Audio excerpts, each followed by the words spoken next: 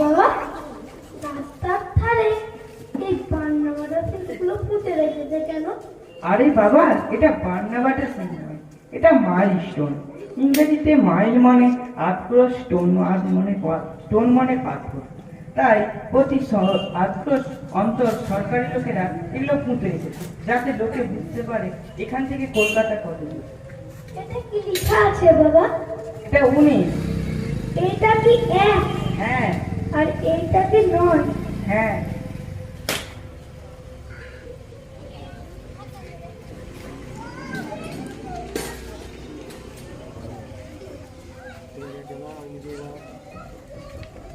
এই 10 থেকে গেল।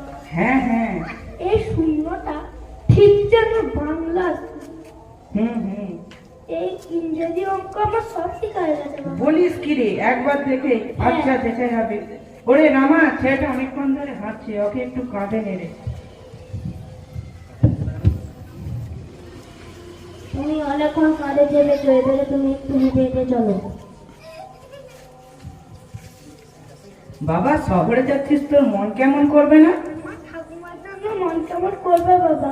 দূর বাবা, তাহলে লেখাপড়া শিখবি কি করে? বাবা, এটা কি লেখা আছে, পড়তো বাবা।